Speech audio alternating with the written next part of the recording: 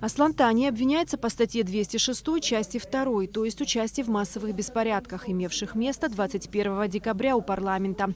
11 января Сухумский городской суд избрал для Тани меру пресечения в виде ареста на 15 суток.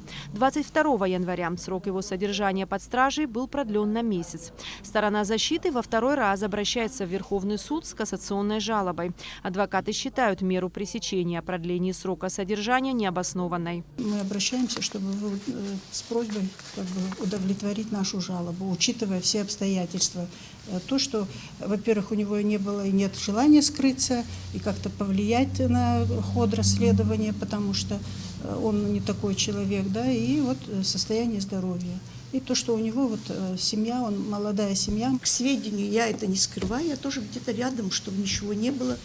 Он мой племянник, я этого тоже не отказываюсь и не скрываю. Вот. Я находилась рядом, но это же еще не означает о том, что мы принимали участие в массовом беспорядке.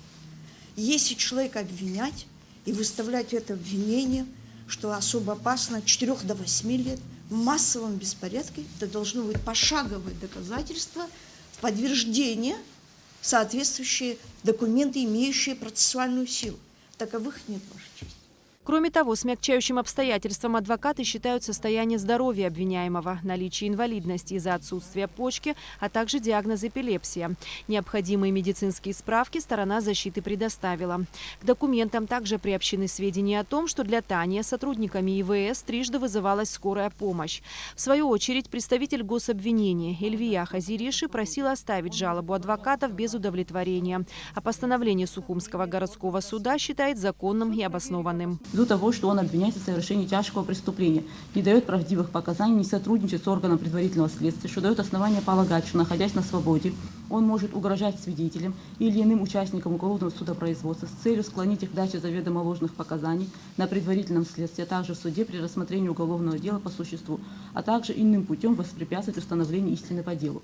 Факт возможного воспрепятствования расследованию уголовного дела подтверждается судебно-контрольными материалами. В частности, до настоящего времени не установлены все соучастники преступления и иные очевидцы. Таким образом, находясь на свободе, Таня может склонить свидетелей и иных участников преступления к даче заведомо ложных показаний. В связи с чем доводы защиты о том, что срок содержания под стражей продлен в отношении Тани без достаточных на то оснований, несостоятельны. В итоге, посовещавшись, Верховный суд вынес следующее решение.